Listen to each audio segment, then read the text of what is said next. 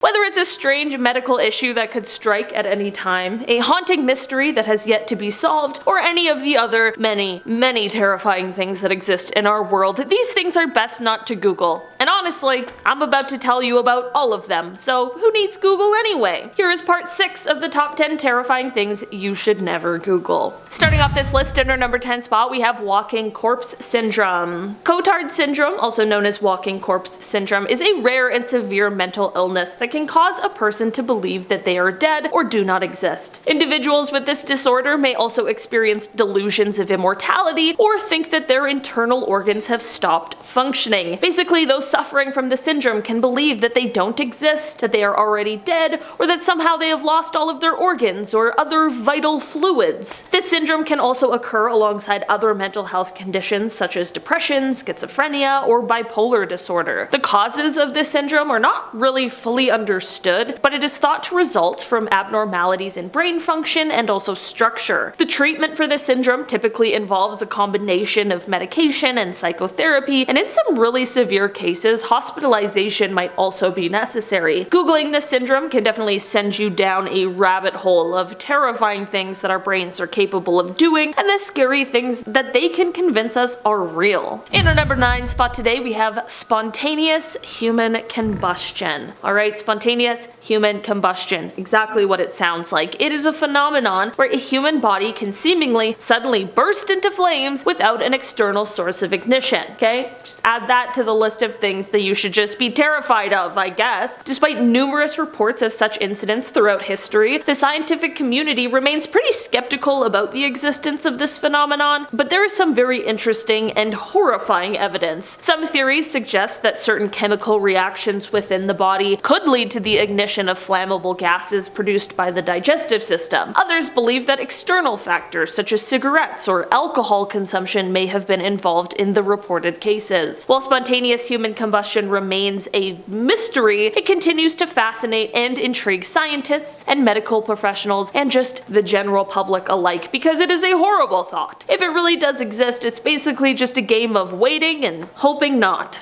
In our number 8 spot today, we have the sleeping sickness. Sleeping sickness, also known as African trypanosomiasis, is a parasitic disease caused by a protozoan parasite. It is transmitted to humans through the bite of the tsetse fly found in rural areas of sub-Saharan Africa. Symptoms of the disease include fever, headache, joint pain, and itching, followed by fatigue, confusion, and disturbed sleep patterns, which is what gives the disease its name. If left untreated, sleeping sickness can lead to severe neurological damage and even death. A diagnosis can actually be very difficult, but early detection and treatment with medication can thankfully cure the disease. Sleeping sickness actually remains a very significant public health problem in many parts of Africa, particularly in areas with limited access to healthcare. Of course, Googling this sickness will have images of the fly popping up, photos of infection sites, ill people who are currently dealing with the effects of the illness, and many other just very grim scenarios. All in all, this health problem is definitely one that people need to know about, so research into it can continue, but just be wary that your search might yield some unsettling results. In our number 7 spot today, we have hantavirus. We hear a lot about how rats and mice living among humans was the cause for the hasty spread of disease in time periods like the medieval, and thankfully it seems to be less of a problem now, but that doesn't mean the problem has simply ceased. Aside from stealing your food, there are still many viruses these pesky critters can spread, and one of those is hantavirus. The virus is found in their urine, droppings, and saliva, and it can be spread to people when they come into contact with contaminated surfaces or inhale the virus in the air. Symptoms of hantavirus infection can range from mild flu-like symptoms to more severe respiratory and kidney problems. There is no specific treatment or vaccine for hantavirus infection, and it can even be fatal in some cases. Okay? Prevention measures include controlling rodent populations, of course, avoiding contact with rodent excrement, which should just be a goal on a day-to-day, and taking precautions when cleaning areas with signs of rodent rodent activity. If you've got a mouse problem, you might want to stop procrastinating that call to the exterminator. It might be more urgent than you once thought. In our number 6 spot today, we have anesthesia awareness. This is something you should definitely never Google if you're a person who already has anxiety surrounding surgery, or if you or anyone you know and love is getting surgery soon, okay? Just, you don't want to hear about it. Anesthesia awareness, also known as unintended intraoperative awareness, is a rare but very distressing complication of general anesthesia. It occurs when a patient is aware of their surroundings in the surgical procedure being performed on them, despite being given medication to render them unconscious and unaware. Like, your body is asleep, but your mind is very, very awake. Anesthesia awareness can cause significant psychological trauma and may result in long-term mental health issues such as PTSD. Patients who experience this phenomenon may report feelings of panic, helplessness, and even pain during surgery. Although the incidence of anesthesia awareness is very low, estimated to occur in less than 1% of all surgeries, it remains a concern for both patients and healthcare providers. Various risk factors have been identified, such as the use of muscle relaxants, inadequate dosing of the anesthesia, and just different medical conditions. There are thankfully preventative measures in place to try and avoid this type of scenario, and you can absolutely chat with your doctor if you're worried about this sort of thing, but at the end of the day, just knowing about it is enough to give me chills. In our number 5 spot today, we have rabies. That's it. Okay, I feel like when I was a kid, we heard a lot about rabies for some reason, but now as an adult, we don't really talk about it very often. That's fine. I mean, I don't have a lot of reason to talk about rabies, but I don't think I ever realized how serious it actually is and how it affects people. And now that I've Googled it, I've gone down into the depths of the internet about rabies. Rabies is a viral disease that affects the nervous system of mammals, including humans, of course, and it is transmitted through the saliva of an infected animal, usually through a bite or a scratch. Once the virus enters the body, it travels to the brain and causes inflammation, which leads to a range of symptoms. These include fever, headache, muscle weakness. As the disease progresses, the person may experience more severe symptoms like hallucinations, seizures, and paralysis. Searching and learning more, seeing it in action, and all of that honestly is just terrifying. Rabies is very serious and is a potentially fatal disease if left untreated. It is preventable, thankfully, with the use of vaccines and proper medical care after exposure, but without access to these sorts of things, it can be extremely dangerous. To help avoid with problems like this, it's best to limit contact with wild animals, particularly bats, raccoons, skunks, and foxes, which are common carriers of the virus. So if you live in really any city in Canada, good luck, man.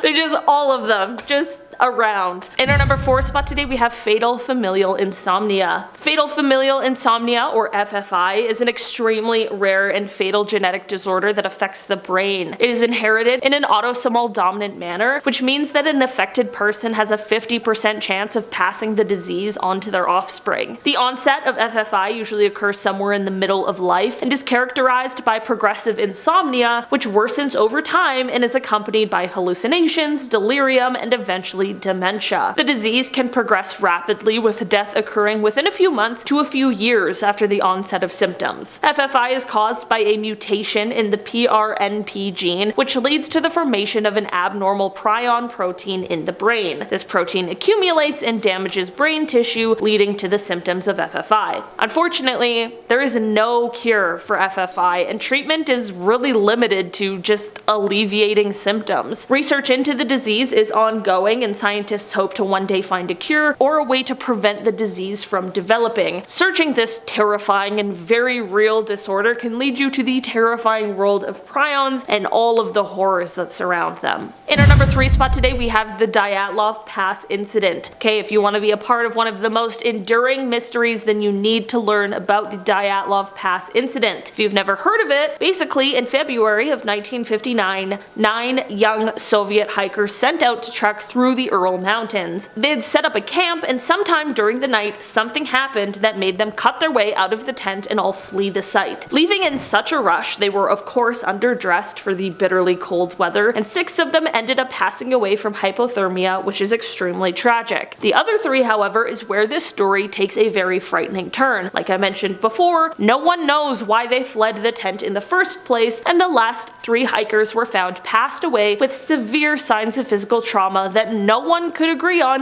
what had caused it. In 2019, the investigation was reopened, and just a couple years ago there was a conclusion that a kind of avalanche called a slab avalanche was the cause for these injuries. Before you come at me in the comments, I know not everyone is convinced that's what happened, and I don't blame you. Many people don't agree with this quote official conclusion, and when you learn about the nature of the injuries, it really does seem strange. This remains one of those cases that people just can't quite agree on what happened, and learning about it only leaves you with more questions than answers. In our number 2 spot today, we have the Heuerbach monster. This monster is a mysterious creature that has allegedly been sighted in the dense forests of Germany. It is said to be a humanoid creature standing over 7 feet tall with long arms and a muscular build covered in matted fur. Witnesses describe it as having a broad, flat face with glowing eyes and large fangs protruding from its mouth. The first reported sighting of this monster dates back to the early 20th century, but there have been numerous sightings reported in the decades since. Many locals believe it to be a malevolent being, and there are stories of it attacking and killing livestock and even humans who venture too close to its territory. Despite numerous attempts to capture or study the creature, there is no concrete evidence of its existence that has ever been found, and some skeptics dismiss this monster as nothing more than a myth or a legend, but others remain convinced that it is a real, undiscovered species lurking in the forests. Finally, in our number 1 spot today, we have the cattle crimes. Adding one more enduring unsolved mystery to this list, we have these crimes which were revealed when a set of documents became declassified, and they described this super grim FBI investigation that took place in the mid-1970s at the request of US Senators Floyd Haskell of Colorado and Carl Curtis of Nebraska. I guess there was some weird sort of connection between these horrific things being done to cattle across as many as 21 states. In a letter from 1975, Senator Haskell was able to identify 130 of these strange, macabre cases in Colorado alone. All of the cases were eerily similar, which is unsettling considering the details. In most cases, the cattle would have their left ear, left eye, rectum, and reproductive organ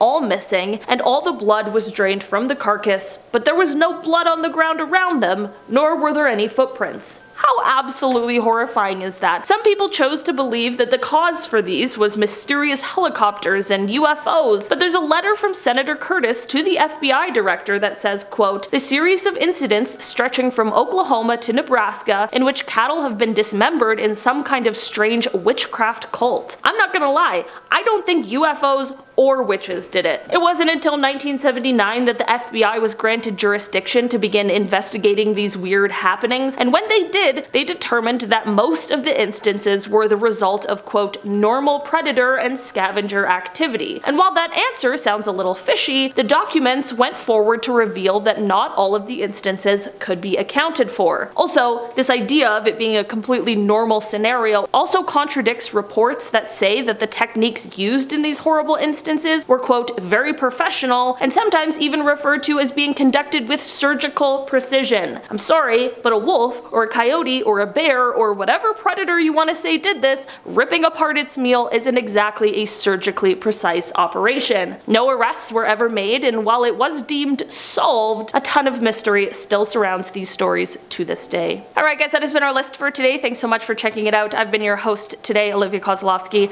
and I will see you again soon. Bye!